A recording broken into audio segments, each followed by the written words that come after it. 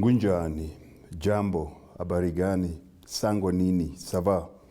I'm a child of Africa. My name is Mululu X. It's a pleasure for me to be on Gold today. For the hip hoppers, they say, what's up? Jambo, Habarigani, Ngunjani, Sava, Sango Nini. I'm a child of Africa and I'm saying hello to all of you. It's such a great pleasure to be on Gold today. For the hip hoppers, rappers, and the millenniums, I say, hey, what's up? As I've said, Mululu X I wasn't born in a materialistic family. I think the definition of wealth in African context is totally different from the one we used to now. I was born in a rich family in the sense that I was born in a loving family. I was born in a big family. I was born in a family where I didn't lack menders. I never ever went to bed hungry because I was the child of the village. If we had to describe it, the modern definition of wealth, then I've realized that yes, I was lacking, or we didn't have the external trappings of wealth. We didn't have the TVs, we didn't have cell phones, we didn't have the money, we didn't have the shoes, we didn't have the fancy clothes. So I had a happy childhood, but a tough one if I had to compare it with the way we are now. I was rich, but materially I wasn't. I mean, when talking to this, I'll correctly say that I'm talking for the African child. Most of us come from backgrounds where being a boy born in a village, and depending on how the definition of wealth in villages, wealth is defined purely by the size of the land that your father of the village has, the number of cattle that he has, and of course, the number of sons that he has, because the more sons you have, the more hands you have on the field. So my father, for him, it was a perfect life for him. We so many boys. I come from a big family. But it was never what I wanted for myself. I tried doing what my father wanted, but there was that little voice in my head. There was that constant nagging in my heart, constantly telling me that God didn't create me to settle. God created me for greatness. And since that day, I've constantly gone out in the world, and my mission has always been, I'm going to only talk to my Maker. And I will constantly, my prayer is for him to make sure that his will in my heart is fulfilled, and let me fulfill the purpose you created for me. So I'm not here to fulfill my father's purpose or man's purpose. I've always been on the path to fulfill God's purpose, and that's what I live for.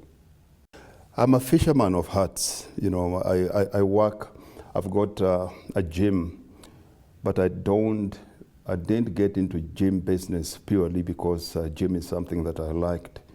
Gym is something that I had to get into that because of the skill set that I had at that particular time. As I've said earlier, I didn't have the privilege of getting your tertiary education. I'm very much self-taught, and most of my reading was done through, and I'll tell you that story, how my mother got me to reading. So working as a banker, working as a doctor, all those professions that most of our parents want black kids to get into when they grow up, I didn't have the qualification for that. And I had to use what I had growing up. I've always been a very strong person physically. So I had to realize, take stock of what my strength is. And my strength has always been, I'm very good with people. All I have to do is meet a person once and I remember their name. And I realized that's a superpower.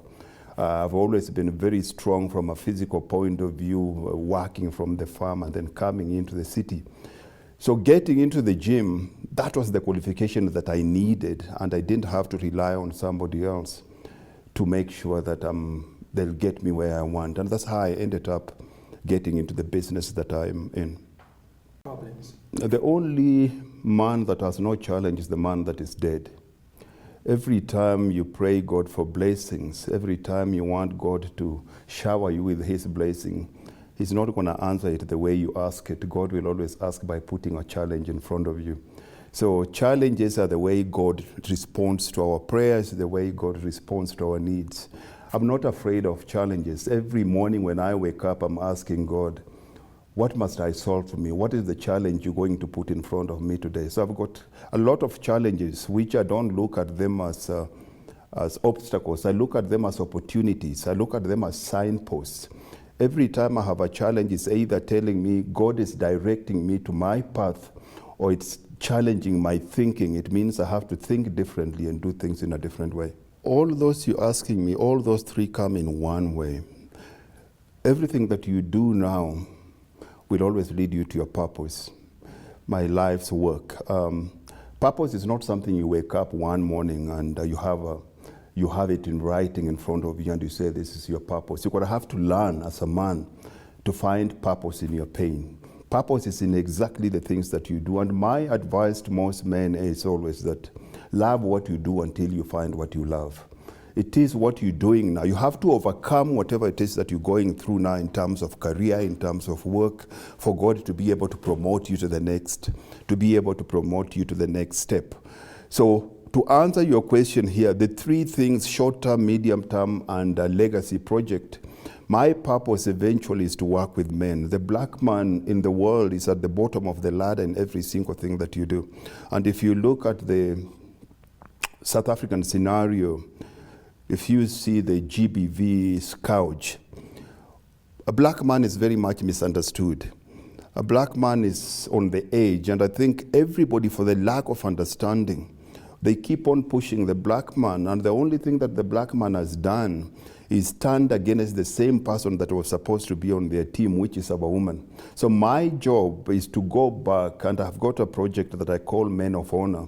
My job is to go back to teach man and for us to realize that when God created man, when you go to the book of Genesis, and we're not talking about genes as in Levi, Genesis as in the beginning, when God created man, he created only once. And the name of that man was Adam. And God, he put his breath of life into this man's life. God created once. Where did we go wrong? I need us as black people to go back to that creation of God, because what's happened is that most of us have become creation of other people. We look, we sound like, we talk like, but our behavior is not in alignment with the God man that God created. So Men of Honor is a legacy project for me in terms of mentoring our boys and taking them to start walking closer to God, the Father that created them. That's where we've gone wrong. And that's what I'm doing now, and that's what I'll do until I take my last breath. The number of people I touch on a daily basis. My success is defined by people that have made it because of me. My success is not defined by the car I drive, the house I live in. My success is defined by the size of the smile on my wife's face, the size of the smile on my father's face, the people around, the people that work with me, the people that send me messages every day saying that my life would not have been the same without you in it. That is my success. 5 years ago, I remember Ford, the car manufacturer Ford, they had to recall one of their models. And the problem for them recalling one of their models is because that car had not been tested. And the car was getting into a lot of accidents. And I remember vividly, one of the accidents was the car burst into flames and it killed a woman in one of the roads in the Eastern Cape. Now, what lesson do we learn from that incident? It shows you very well that anything that has not been tested is dangerous. It can kill you. When we go to school, before we move from grade 1 to grade 2, the teacher will always make us write a test. And when the teacher is writing a test, he is with us in that classroom. Does it mean that the teacher hates us? Why does the teacher make us write a test? Because he wants to know how much we've taken out of the curriculum. He wants to know if there's any area where we're lacking so that he can help us. He wants to know if we are ready to take the next step. Now, we understand these things when it comes to school. We understand these things when it comes to mechanical things like cars. But why is it that we doubt God when he tests us? to see that if we're ready for the blessings that we ask. Most of us have to know that the minute you ask God for blessings, in most cases you become like the prodigal son. What you're saying is, I can't wait for my blessing to come in your time. I need this blessing in my time. And the prodigal son has already showed us what happened when he demanded what was his at the wrong time. When you demand what is rightly yours at the wrong time, it can end up turning against you. And that's what most of us have to understand. I have no idea what you're going through, and I know it's tough out there. I see on the road so many black men begging. You go to the townships, I see men sitting on the side of the streets. I look at all these men and I ask myself, how did God's perfect potential end up being human waste? Why? The only thing that can save you, brother, irrespective of how hard it is, you're going to have to go back to your Maker. Spend most of your time down on your knees praying God, and you never have to bend in front of a man. Keep on praying. Outpray your prayers. Outpray your problems. God has given us 10 years for a man. Every 10 years you have to change yourself. Every 10 years you're getting into a different phase of yourself. If you get stuck in your problems I had in my 20s are not the same problems I'm going to have in my 30s. They're not the same challenges I have in my 40s. They're not the same challenges I have in my 50s. They won't be in my 60s or 70s. So I have so many turning points. And the best way to look at this, the scriptures, I'm a vivid reader of the Bible. And I give me all those books and I read them. Give me the Bible, give me the Quran, give me the Torah, any book to do with the Old Testament. And they all agree on a fact that when the children of Israel were stuck in slavery in Egypt, they had to go through the wilderness for them to be delivered to the promised land. They were lost in the promised land for 40 long years. But for them to be delivered to the promised land, they had to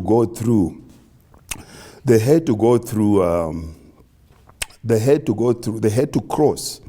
And in crossing, they had to let everything that they had behind. Remember, in the wilderness, they had to live in tents, they had to eat manna, there was no permanent farming.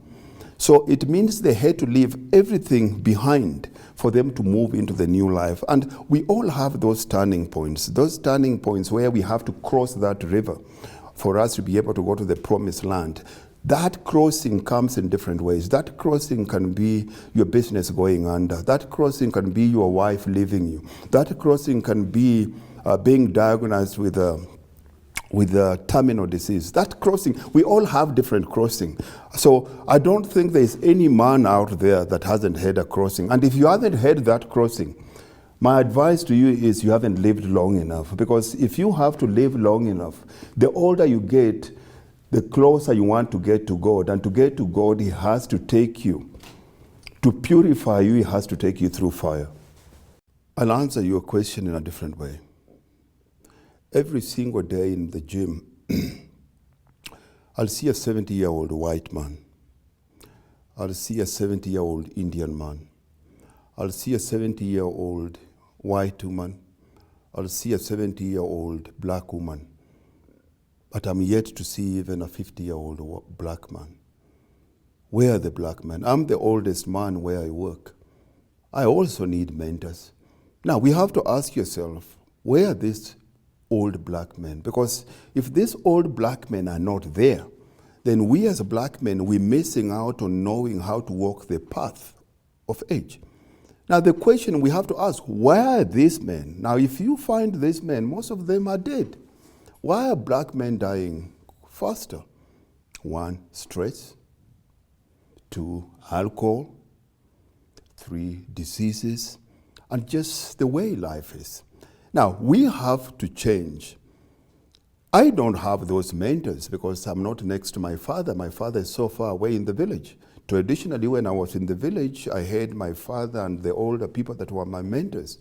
Now, I can't sit here and complain about it knowing very well I won't.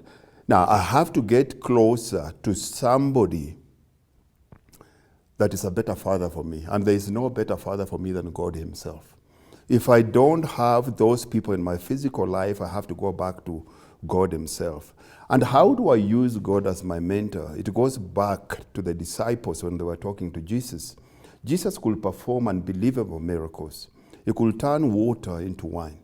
He could raise dead people like Lazarus. He could easily walk onto water. But the only one thing that the disciples asked Jesus was, teach us how to pray. Of all those things, why? Because the Lord's Prayer tells me what I need to do to be a man. If I can recite the Lord's Prayer and meditate on it, I do not have to lack what it means to be a man. My job is to be the mentor and the model to the black men that don't have fathers.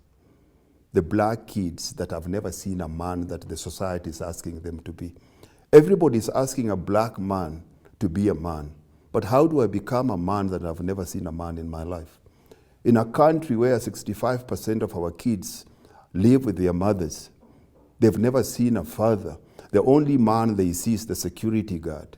The only man they see is a source in the township. The only man they see is the taxi driver. The only man that they see is a policeman. How do you expect that boy to be a man? In a country where we have so many organizations pushing for the liberation of the black woman. Black women are doing better in school. Black women are getting better jobs. Now, who are they going to marry? If you do not invest in me, who is that black girl going to marry? That girl is going to insist that she wants a man, but you haven't taught me to be a man enough. My job is to bring up men that worship and submit to God, that men are going to be leaders in their own homes irrespective of how qualified, how rich, or how educated the woman is. The woman will have to submit to me the same way that Jesus submitted to church. The church submitted to Jesus because Jesus submitted to God. Solutions to your problems answers will always come through other people. God is not going to whisper in your ear. If you pray, if you want things, if you meditate on the word, also be ready to receive. Most of us ask these things, but we don't open. We don't open up. Answers will always come from very unexpected places. Most of my blessings have come from places that I cannot sit here and even tell you because you won't believe me. I started my business with nothing. I started my business with a dream. How I cannot tell you how I started my business. I cannot tell you how I raised my first money. All I know is that I constantly kept on getting inspired in my heart, in my mind. I constantly getting ideas, and it kept on leading me. The Holy Spirit kept on leading me. Do this, talk to that person. And without knowing, the universe conspired to make my dream come true. Because I'm a big believer. As it is in heaven, so shall it be done on earth. My heaven is here because I believe fully God does not create niggers. God creates men. And I'm a child of God. He did not create me to suffer. He did not create me to be a nothing. He did not create me to be a laughing stock of the world. God did not create me to entertain other people. God created me to only do one thing, to serve Him by serving others. Muslims, Jews, Christians, the Old Testament is the same. The Old Testament is the same. The truth does not change because of who you are. The truth stays the same. My philosophy and my life is purely based on the truth. And what is truth? Truth is what is in alignment with facts and reality. And the facts and reality is there is a bigger force in this world than you and I together. Mine is to seek that person. Whatever you call him Allah, you call him God, you call him Nyasaye, you call him Nguluku, whatever you call him. I don't really care what you call him. But as long as you understand that this world, we're not bigger than this world. This world is bigger than us. We're just here as managers. You here, I'm here. Life expresses itself to us. Life will always be there. Life will always be exciting. Life will always use different vehicles, different bodies, different entities, but life will always be there. We came into these bodies with life, and one day this body is going to expire and life will go back to one being where it came from. So I'm here to live. Life is for the living.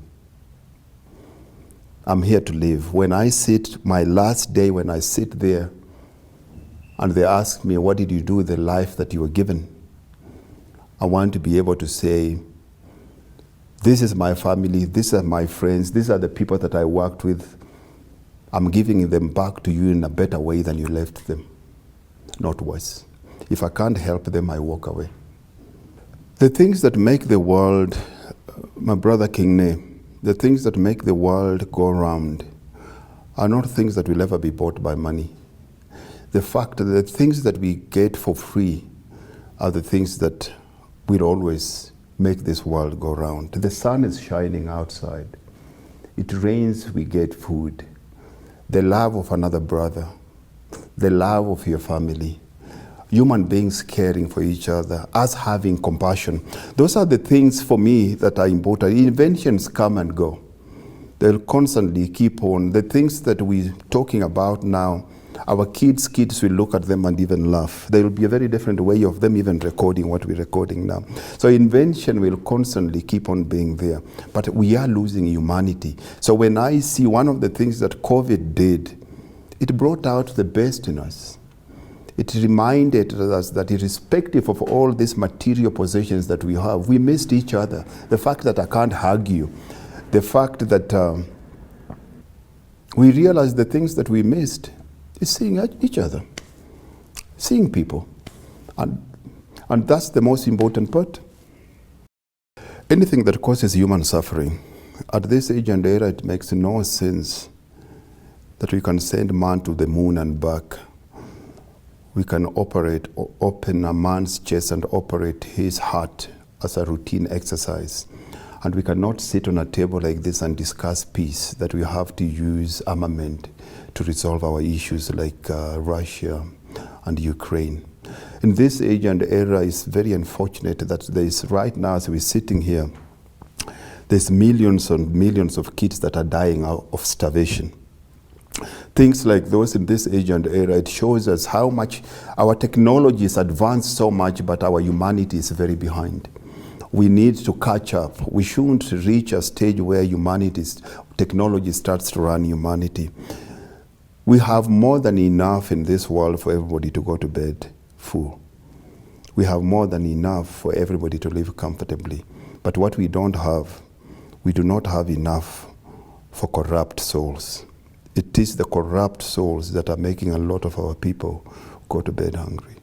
And that is a transversity of justice, misappropriation of God's love and resources. Millenniums, I'm going to focus more on black millenniums. I will narrow it down to those. One of the things that the young people have to understand, their biggest resource now is time.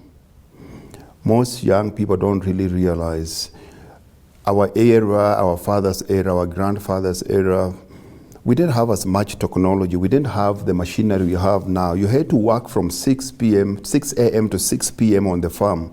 You come home, you eat, and you go to bed. The millenniums have got so much technology, so much machinery.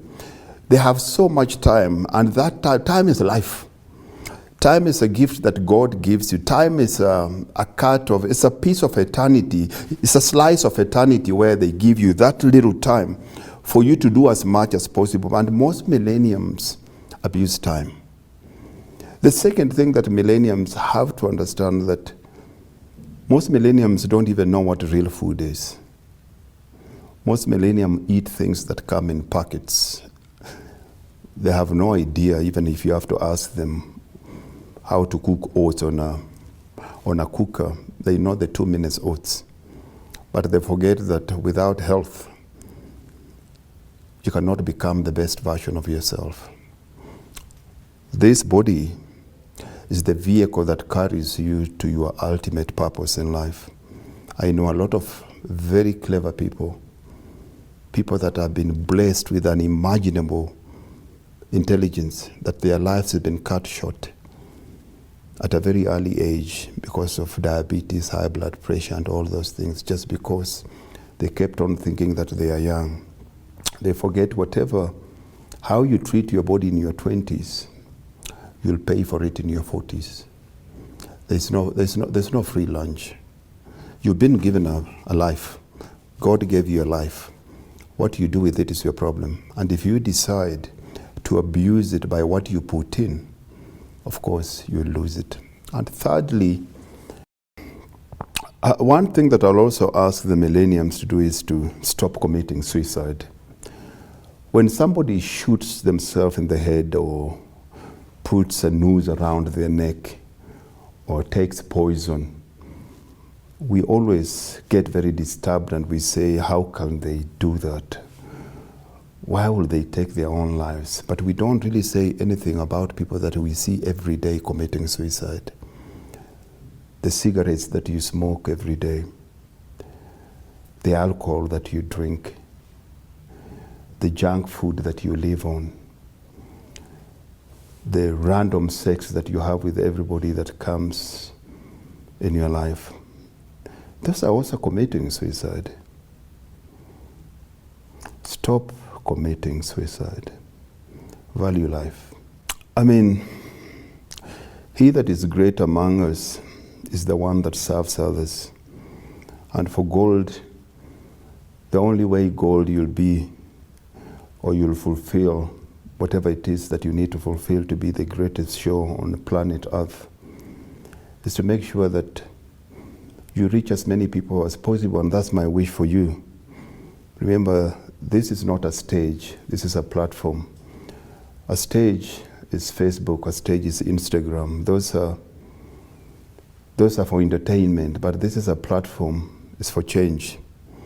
So you gotta always remember that some things will be very hard for you to show. I know people don't want the truth. People want things that make them right. Maybe I'm not the right candidate for you, but remember, at the end of the day, be honest with the audience. Honesty does not always pay, but it will always guarantee you a peaceful night's sleep. When we talk about success here, we're talking about fulfilling your purpose. We're talking about setting ideal goals and fulfilling them, living them every single day. And for me to tell you to be successful, I'm going to go back to your Creator. And your Creator says here, let's create man and let's give him dominion. Dominion is a very important word. Dominion means reign over, authority, power over. We as men, we've been given dominion, but not dominion over others. We've been given dominion over this world, over this planet. And to dominate, which is success that we all want. We want to be the best version of ourselves. You want to be the ideal who you are supposed to be. You've been given instructions. We haven't just been told to dominate and then thrown into the deep end. There are specific instructions that we've been given. Number one, you're told to be fruitful. Number two, you've been told to multiply. Number three, you've been told to replenish. And number four, you've been told to subdue. Now, these are principles that you have to apply in your life. If I'm going to dominate in my field, and you're going to dominate in your field, those are the things that you have to do. Fruitful, what does that mean? We're not told to be seedful. Why are we told to be fruitful? Where does a fruit come from? A fruit comes from a seed. So it means that seed has to be somewhere. Where is that seed? That seed, of course, is inside me. That seed is inside you, it's inside all of us. We all have seeds. Now you have to identify the seed. What do you need to do for the seed to be fruitful? Of course, one, you have to plant it, you have to bury it, you have to put it under, you have to water it, you have to pull out the weed, it needs to get sunshine, but in the process, you have to learn to be patient. So when you are in the fruitful season, it's a tough season. Most of us who want to be successful in business, you start this morning and in the evening you've bought yourself an X5. Unfortunately, the laws of nature don't work like that. So identify what your seeds are and give it, plant it in the right conditions, in the right environment. So if you're going to be fruitful, remember, you're going to have to identify your seed. And the seed cannot become a fruit until it's been placed in the right environment. The right environment means the right quality soil. It means being watered. It means getting enough sunshine. And of course, you need patience on your side. You can't really grow seed this morning and expect it to be a fruit in the evening. The second thing that you need to do is, after you've done that, you need to multiply it. You need to apply that in terms of the seed. Here will be a skill set that you either have to learn, or you have to find that it's an innate skill set that you have within you. Then based on that skill set, you're going to have to multiply it. How do you leverage your skill set in the world that we live in? And in the world of business, this is what we call systems. How do you do, what you're so good at, and do it at scale? How do I train the way I train one person, like in my kind of business? How do I train 100 of people at the same time? And that's where the system comes in, from a multiplication point of view, training more people so that they can do that at the same time. And then, of course, replenish. Replenish is making sure that whatever you are good at, you have to keep on going back to up your skill set. If you went to school 20 years ago and you're still using the same knowledge, you're outdated. It's a matter of time before you're going to find yourself obsolete. In the world we live in, and I've spoken about this before, you have to write yourself obsolete every 10 years before others do it. And of course, subdue. You have to become so good at what you do to a point where there is no competition. You have to subdue your competition. You have to make sure when your competition hears of you, they run away from you rather than you worrying about them. And from a business point of view, the other factors that I'll tell you here in terms of success: number one, you have to raise your own personal standards. You have to decide that every single thing that you do, your personal standard will be nothing but excellence. And excellence for me here simply means that absence of contradiction. How you do one thing is how you do everything. You have to become so good at what you do, where you become the standard for the industry. People have to say, you have to do it like King Ne. As King Ne seen it, if King Ne said it's okay, then it's above board. And that means you have to hold yourself at a very, very high level. The second thing that you have to do in your life,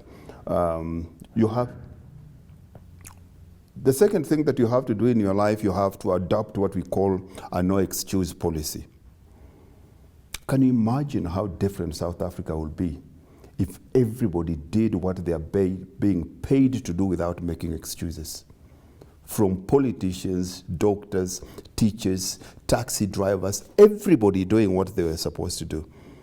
Because the problem with an excuse is you keep on lying to yourself, sitting in a rocking chair telling people you're going to Cape Town. Because you're rocking, you think you're moving. The only person you're cheating is yourself. The third thing that you have to bring into your life is self-discipline.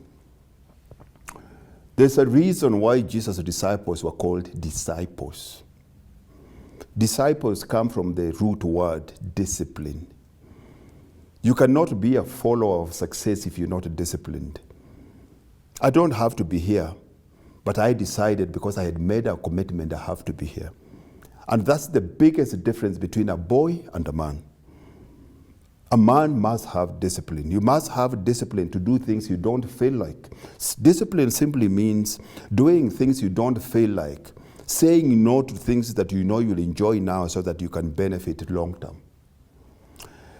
Number 4 here is, remember, success loves inconvenience. How many people just quit because it's hard? How can you be in business for 6 months, 12 months and give up and say it's hard, and then keep on starting new things? Success loves inconvenience. Any day that you've not been inconvenienced is a day that you've wasted. The only fish that swims downhill is a dead fish. A live fish is always going against the current. And number 5, you have to live a deadline-driven life. You have to decide what you want and give it a timeline, how long you're going to take. A project, a task will take as long as you give it. You can't say, I'll get to Cape Town when I can. I'll get to Cape Town tomorrow by 12 o'clock. I'll make my plans based on the destination and the time I want to get there. Thank you very much. King Ne, we live in a society where we have what we call celebrity entrepreneurs. People only like to see and read about the success and the good of everybody else. There's nobody. That man you see on top of the mountain didn't drop there, he walked there. There's always a price to be paid for everything you want in this world. So, failing is when you decide to quit.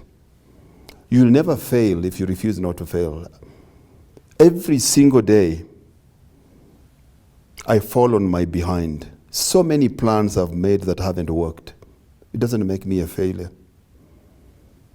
You become a failure when you name yourself and you use your own words to curse your life and say, I've failed. Try again. Taking me back a long time ago, I remember I had a very old friend, and he was married to this beautiful woman. And this woman was trouble. I've never seen a man in so much pain in my life like that man. I've never seen so many fights in my life like that man. I've never seen so much quarrel between a man and a woman like that. And he was my friend. And I was young.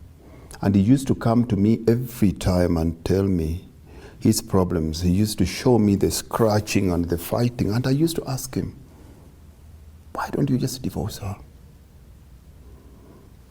Divorcing her will give you peace of mind. He never divorced her. And I remember very well one time, he came to our village and he was crying. And he only used to talk to me. And he told me she's died. And he was sobbing, tears running down his face, mucus coming out of his nose. He says, she's dead. And in my heart, I'm like, thank you, God. You've taken away the problem. But he was crying and I started to feel his pain. And I followed him back to his house. And I saw how he had placed her in the bed and still looking after her. And that's when I learned my first lesson. Irrespective of how bad that woman was, he kept his word. He did not run for the woods because she changed. Most of us don't keep our words. We say, I love you. Till death do we part. For health, for illness. For rich, for poor. 3 months down the line. You don't even have the courage to face that person and tell them that it's not working. Or if you do, you say, I'm not happy. Who said marriage is for to be happy? If you want I'm happy, drink Coke. Marriage is not for happy. Marriage is a commitment. It's an oath in front of God. Most of us, I'm using my friend's example. My word is my bond. If I call you brother, it means you have access to everything that I have. You have access to my money. You have access to my time. You have access to my resources. And if you call me, I'll be there. If you call me and tell me you've killed someone, I'll come help you bury before I ask you why. Most of us don't have that. We lack loyalty. That's why you see me with my dog the whole time. He's loyal. He will die for me. And that's a question we all have to ask ourselves. Who are we loyal to? Because we're not even loyal to ourselves. We're not loyal to our goals. We're not loyal to our commitments. We're not loyal to our wives. We're not loyal to our businesses. We're not even loyal to God. We cannot be trusted. There's a theory, and I'll start with South Africa right now, where we say that our black kids are stupid in school. They're not doing very well in education. You see it everywhere where they say that our kids are not performing. And what do our leaders do? They keep on lowering our qualification mark. The other races, they leave them rice, but I think the biggest problem here, King Ne, my brother, we ask the wrong questions. If I take a classroom with 10 students,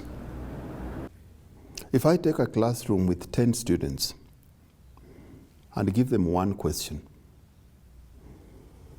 and 8 of them fail, and 2 succeed, and I clear the classroom, I bring in another 10 students, 8 of them fail, and 2 succeed.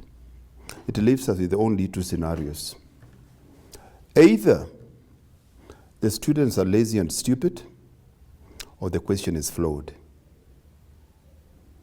I'll go with the question is flawed. So rather than us saying how our kids are not doing well in school, maybe we must test our teachers first. How comes we're not testing the teachers? How comes we're not testing the education system? How comes other races are excelling in this education system but our own are not? The answer is there. Because a black child is not a black child, is not a white child with a black skin. A black child is a black child with a totally different set of thoughts, mind, lifestyle, culture, and dreams. And the education system does not inspire this child to want to learn. We have to learn to do things from an African perspective. We have to learn to be Afrocentric. We have to stop being afraid of talking about black love. Loving another black person, a black woman, a black man, does not make you anti-white.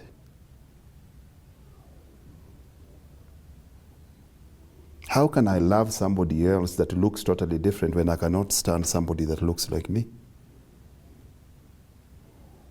I can only love others. I can only love another race if I love a person that looks like me.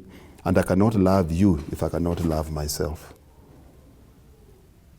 Even your own relationship with God starts with the relationship you have with yourself.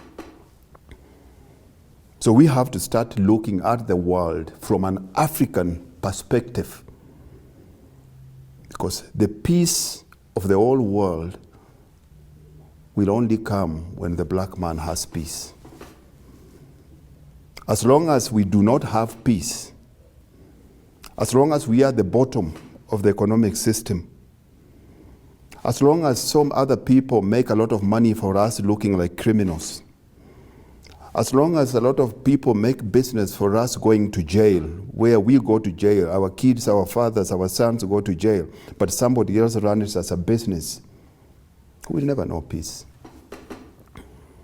Everybody is safe when we get our rightful place in this world. Right now, we're not.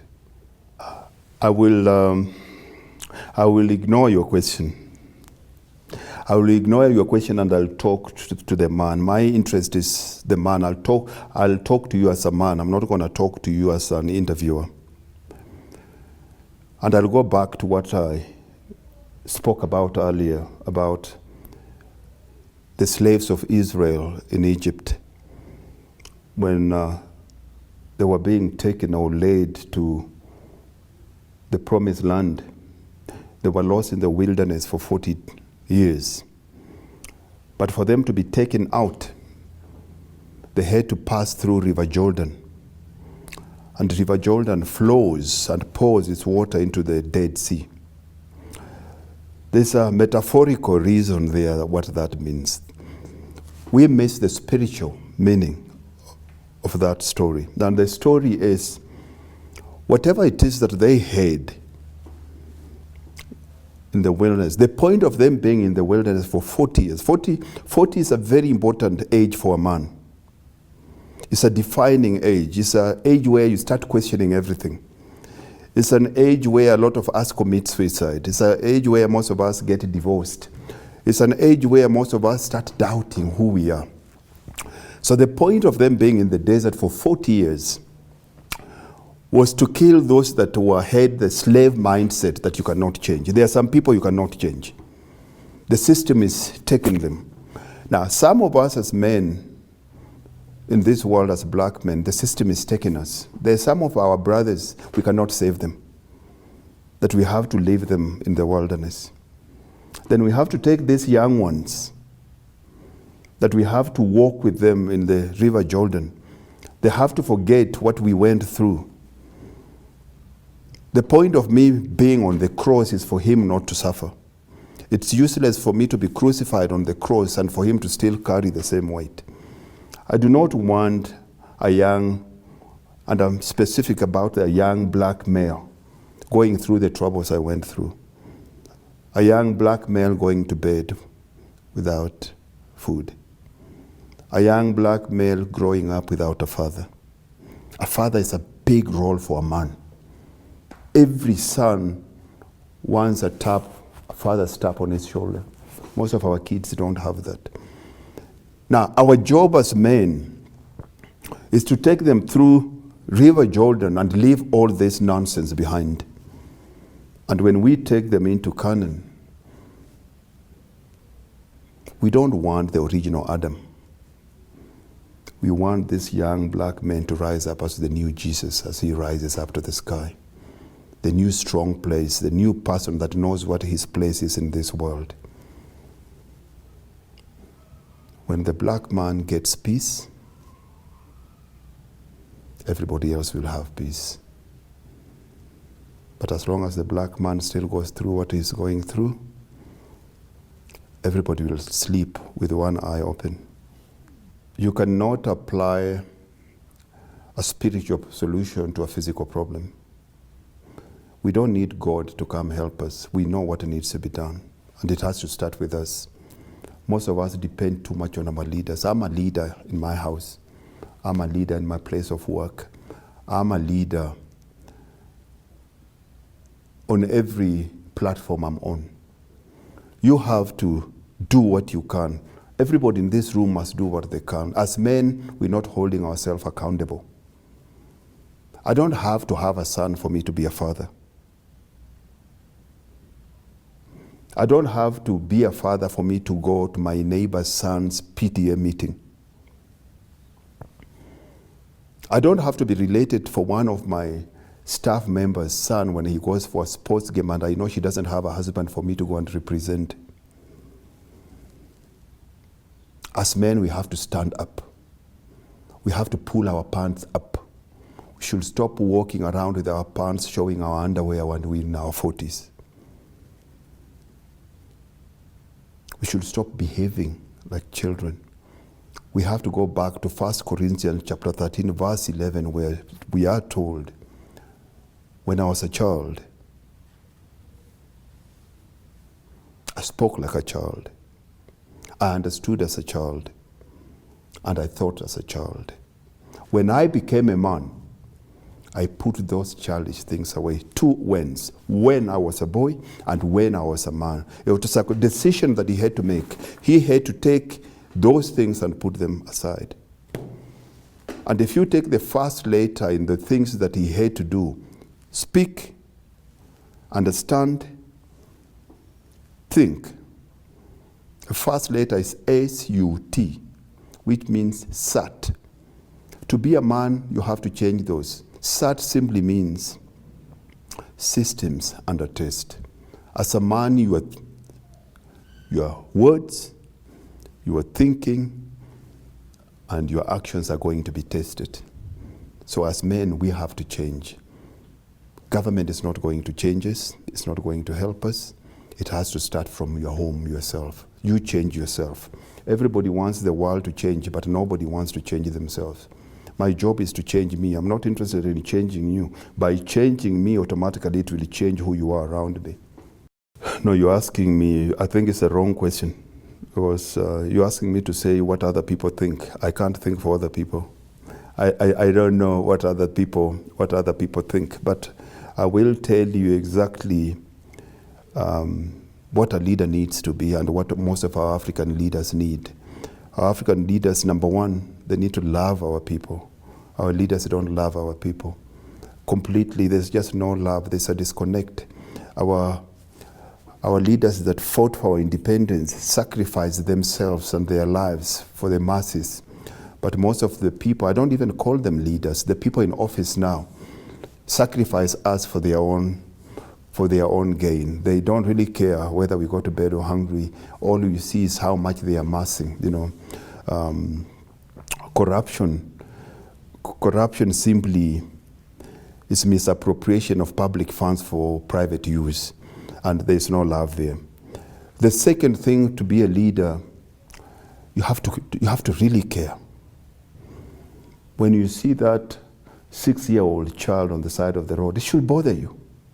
You should not just roll your window up and pretend to be on your phone and drive away, and you go there and you have your 1,500 steak and you drink your 10,000 rand champagne and you don't think about it. We don't have that. The third thing is we need people that are very immersed and deeply rooted in African consciousness. An African man is not like any other man. That's where we all go wrong. And when you start talking about that, people don't want to hear it. People think you don't like other races. I have no reason to hate white people. I have no reason to hate Chinese. I have no reason to hate Indian people. But my heart cannot be happy when I see anybody that looks like me is the one that is suffering more than anybody else. That cannot give me peace. Whichever way I pretend to do that, it can't. And that's where we need to start looking at things. We need to start knowing that when you hurt, I hurt too. Our consciousness has been disconnected. This individualism, where it's me and my wife and kids, it's not African. I am where I am now because of the whole village. I don't ever remember going to bed hungry because whether my mother was there or not, all I had to do is look up. And when I see smoke, I go there. There is always a plate of food for me. Yeah. So those are things that we have to go back to. I know it's not easy. We have to change how we think. But we have to know one thing, my brother King Ne. You cannot protect the rich if you cannot feed the poor. We cannot protect the rich if we cannot feed the poor. Let me tell you one thing, King Ne. We cannot protect the rich if we cannot feed the poor. Let me tell you one thing, King Ne. We cannot protect the rich if we cannot feed the poor. This is your main man, Mululu X. I'm the founder of Dream Body Fitness and also the founder of Men of Honor Project. Keep on watching gold because I believe in gold. This is your main man, Mululu X. Don't forget to catch me on gold this week. I'm watching you. Go for gold. Ha ha.